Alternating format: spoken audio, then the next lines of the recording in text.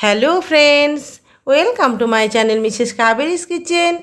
আজকে আমি একটা নতুন ধরনের রেসিপি নিয়ে হাজির হয়েছি। এখানে যে রেসিপিটা আপনারা দেখতে পাচ্ছেন এটা হচ্ছে গাজরের একটা মিষ্টি। আমি এখানে আজকে গাজরের মিষ্টিটা কিভাবে তৈরি করছি আপনারা প্লিজ ভিডিওটা প্রথম থেকে শেষ পর্যন্ত মনোযোগ দিয়ে সবাই দেখবেন। তো চলুন শুরু করি আজকের রেসিপি। এখানে এই রেসিপি করে নেবার জন্য প্রথমে দেখুন আমি একটা বাটিতে দুধ জাল বসিয়েছি। এখানে আমি 750 ml দুধ আমি জালে বসিয়েছি। ভালোভাবে জাল হয়ে যাবার পরে দেখুন আমি একটা বাটির মধ্যে এখানে 250 ml দুধ তুলে রাখছি। 250 ml দুধ তুলে রাখার পরে বাকি যে 500 ml সেটাকে আমি আর একটু ভালোভাবে জাল দিয়ে কিছুটা গাঢ় করে নেব।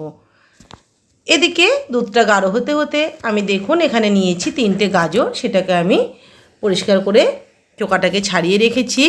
এখন আমি একটা গ্রেটার দিয়ে গ্রেট করে নেব। একটু চিকন গ্রেটার দিয়ে গ্রেট করতে হবে যেন খুব ঝুরি ঝুরি হয়ে গাজরগুলো পড়ে। তো দেখুন এখানে আপনারা দেখে বুঝতেই পারছেন যে কতটা চিকন করে এখানে গাজরটা কোড়ানো হচ্ছে। এইভাবে আমি সব গাজরগুলোকে কুড়িয়ে নেব। সব গাজরগুলো কোড়ানো হয়ে গেছে। দেখুন আমি হাতে নিয়ে দেখাচ্ছি কতটা চিকন হয়েছে। যত চিকন হবে তত কিন্তু এই রেসিপিটা করতে ভালো হবে বা সুবিধা হবে। এদিকে দুধটা প্রায় অনেকটাই আমার জাল হয়ে ঘন হয়ে গেছে। আমি এখন নামিয়ে রেখে দিলাম। বসিয়ে দিয়েছি ফ্রাইং প্যান, তাতে দিয়ে দিলাম অর্ধেকটা নারকেল কোড়া। এই নারকেলটাকে আমি একটু হালকাভাবে কিছুক্ষণ ভেজে নেব। ভালোভাবে একটু কিছুক্ষণ ভেজে নেবার পরে দেখুন অর্ধেকটা নারকেলকে আমি তুলে রেখে দিচ্ছি একটা পাত্রের মধ্যে। এবার বাকি যে নারকেলটা ছিল তাতে আমি যে গাঢ় করে রাখা দুধটা ছিল সেই দুধটা কিন্তু এবার আমি ঢেলে দিলাম। এর মধ্যে আমি দিয়ে দিলাম একটা 10 টাকা দামের আমুলের প্যাকেট। এখন ভালোভাবে আমি নাড়াচাড়া করে এটাকে শুকিয়ে নেব। এখানে এটা কিন্তু আমাকে একটা মণ্ড তৈরি করতে হবে, যার জন্য এখানে শুধু দুধ আর নারকেল দিয়ে কিন্তু মণ্ডটা খুব একটা ভালো হবে না। যার জন্য এখানে আমি দেখুন একটা চামচে করে আমি এখানে চালের কিছুটা আমি গুঁড়ি এখানে দিয়ে দিলাম। এতে করে তাড়াতাড়ি মণ্ডটা তৈরি হবে এবং সুন্দর হবে করতে রেসিপিটা। যদি আপনাদের অনেক বেশি ঘরে দুধ থাকে বা অনেকটা টাইম থাকে তাহলে আপনারা কিন্তু শুধু দুধ এবং আমুলের গুঁড়োটা দিয়েও কিন্তু তৈরি করতে পারেন। আমি এখানে একটু চালের গুঁড়ো দিয়েছি, তাতে খুব তাড়াতাড়িও হবে এবং জিনিসের পরিমাণটাও কিন্তু একটু বেশি হবে। এখন ভালোভাবে আমি জাল দিয়ে এটাকে একদম শুকনো, ঠিক যেমন আমরা আটা মাখি সেই রকম একটা মণ্ড তৈরি করে নেব। এখানে আমি এবারে দিয়ে দিলাম ডাস্ট চিনি।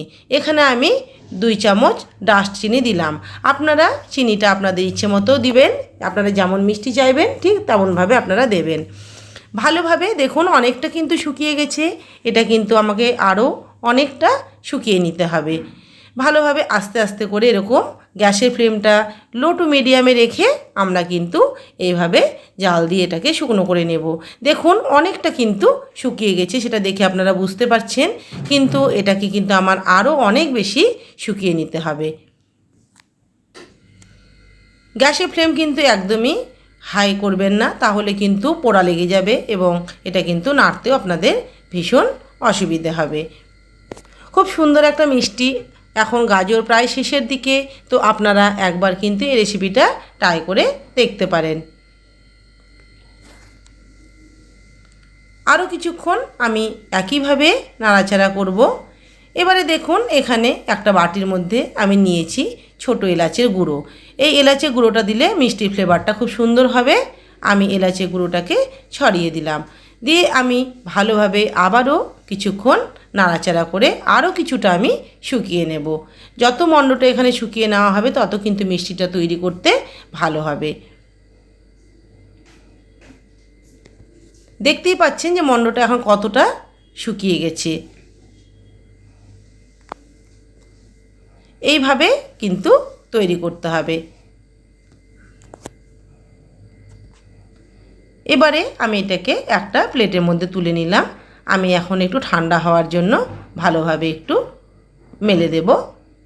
এটা ঠান্ডা হলে তবে কিন্তু এটাকে আমি তৈরি করতে পারবো। এবারে আমি ফ্রাইং প্যান ধুয়ে পরিষ্কার করে আবারও বসিয়ে দিয়েছি গ্যাসের মধ্যে। প্রথমে দিয়ে দিলাম 1 টেবিল চামচ গাওয়া ঘি। ঘিটা কিছুক্ষণ মেল্ট হয়ে যাবার পরে আমি যে এখানে গাজরটাকে কুড়িয়ে রেখেছিলাম সেটাকে আমি এবারে দিয়ে দিলাম কড়াইয়ের মধ্যে। এখন এই গাজরটাকে আমি খুব ভালোভাবে ঘিয়ের মধ্যে ভেজে নেব। গাজরের একটা কাঁচা গন্ধ আছে, সেটা কিন্তু এইভাবে যদি একটু হালকা করে ঘিয়ে ভেজে নেন তাহলে গাজরের গন্ধটা কিন্তু অনেকটাই কমে যাবে। ভালোভাবে গ্যাসের ফ্লেমটাকে কিন্তু মিডিয়ামে রেখেই ভাজতে হবে। হাইতে কিন্তু দিলে কিন্তু গাজরগুলো কিন্তু পোড়া লেগে যাবে। ভালোভাবে ভেজে রাখার পরে আমি যে প্রথমে 250 ml দুধ তুলে রেখেছিলাম সেই দুধটাকে এবার আমি গাজরের মধ্যে দিয়ে দিলাম। গাজরের মধ্যে দিয়ে এখন আমি ভালোভাবে নাড়াচাড়া করে নিচ্ছি। গাজরটা কিন্তু এখন এই দুধের মধ্যে সেদ্ধ হয়ে যাবে।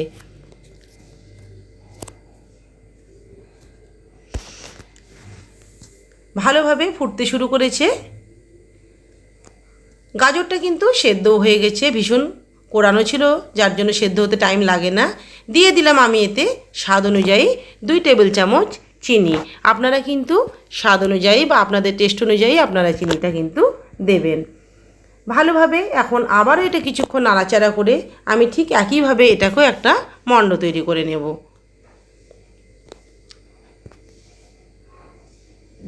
দেখি বুঝতে পারছেন যে কতটা এখানে আমি শুকিয়ে নিয়েছি, বা আরও কিন্তু এখনও অনেকটা শুকিয়ে নিতে হবে। তবে প্রথমে যে মণ্ডটা তৈরি করেছি সেটা করতে যতটা টাইম লেগেছিল এই গাজরটা দিয়ে কিন্তু করতে ততটা টাইম লাগবে না। এটা কিন্তু খুব তাড়াতাড়ি অল্প সময়ের মধ্যে হয়ে যাবে। দেখুন গাজরের মণ্ডটাও কিন্তু একদম সুন্দরভাবে তৈরি হয়ে গেছে। আমি আরও একটু কিছুক্ষণ এবার শুকিয়ে নেব।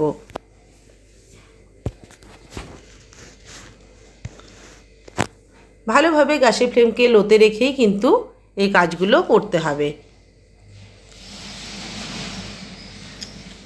ভালোভাবে শুকিয়ে গেলে পরে আমি গ্যাসকে এখন বন্ধ করে দিলাম। এবারে দেখুন এখানে একটা আমি প্লাস্টিক রেখেছি, প্লাস্টিকের মধ্যে দিয়ে দিলাম 1 ফোঁটা গাওয়া ঘি। এবারে হাত দিয়ে আমি প্লাস্টিকের উপরে পুরো ঘিটাকে একটু বুলিয়ে দিচ্ছি। আপনারা এখানে যে কোনো প্লাস্টিক দিয়েই কিন্তু এই কাজটা করতে পারেন। এবারে দেখুন গাজরের যে আমি মণ্ডটা তৈরি করেছি সেটা কিন্তু আমি প্লেটে দিয়েছিলাম, ঠান্ডা হয়ে গেছে। এবারে আমি সেটাকে দিয়ে দিলাম সেই প্লাস্টিকের ওপরে। এখন আমি স্প্যাচুলা দিয়ে কিছুক্ষণ ওটাকে খুব ভালোভাবে আমি চারদিক থেকে একটু চারকোনা একটা শেপ দিয়ে নেব।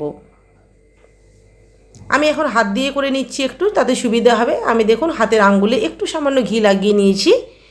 এবারে হাত দিয়ে চেপে চেপে আমি চারকোনা একটা শেপ দিয়ে নিলাম। সেটা আপনারা দেখে বুঝতে পারছেন। একটু পাতলা করতে হবে। ভালোভাবে আমি এটাকে তৈরি করে নিয়েছি। এখন যে আমি প্রথমে মণ্ডটা তৈরি করেছিলাম ক্ষীরের পুরটা, সেই পুরটাকে দেখুন আমি এতটা পুর দেব না, অর্ধেকটা পুর আমি হাতে নিয়ে দেখুন হাতে তালু দিয়ে আমি কিন্তু ভালো করে রোলের মতো করে নিচ্ছি।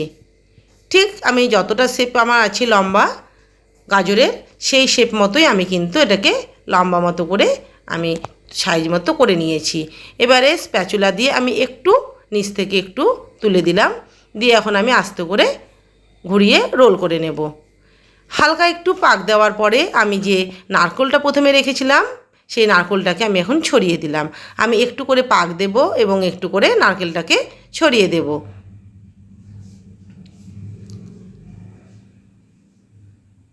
আবারও আমি পাক দেওয়ার পরে আবারও একটু আমি নারকেল কোড়া ছড়িয়ে দিলাম। খেতে ভীষণই সুন্দর হয় এই মিষ্টি। আপনারা একবার কিন্তু করে দেখতে পারেন। আশা করি আপনাদেরও ভীষণ ভালো লাগবে। যদি ভালো লাগে অবশ্যই আপনারা একটা লাইক অথবা একটা কমেন্ট করবেন এবং আমার চ্যানেলটিকে আপনারা প্লিজ সাবস্ক্রাইব করতে ভুলবেন না এবং পাশে থাকা বেল বাটনটি প্রেস করে দেবেন।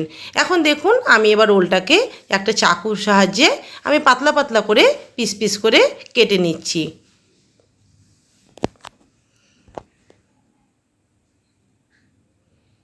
এইভাবে এক এক করে সব পিসগুলোকে আমার কাটা হয়ে গেছে। এখন এটাকে আমি সার্ভ করে নেব একটা প্লেটের মধ্যে। তো বন্ধুরা দেখুন কতটা সুন্দর হয়েছে দেখতে, আশা করি আপনারা দেখে সেটা বুঝতে পারছেন। তো প্লিজ একবার আপনারা ট্রাই করবেন, ভালো লাগলে অবশ্যই প্রচুর প্রচুর শেয়ার করবেন। আজকের মতো এখানেই ভিডিও শেষ করছি। সবাই ভালো থাকবেন, সুস্থ থাকবেন। নমস্কার, ধন্যবাদ।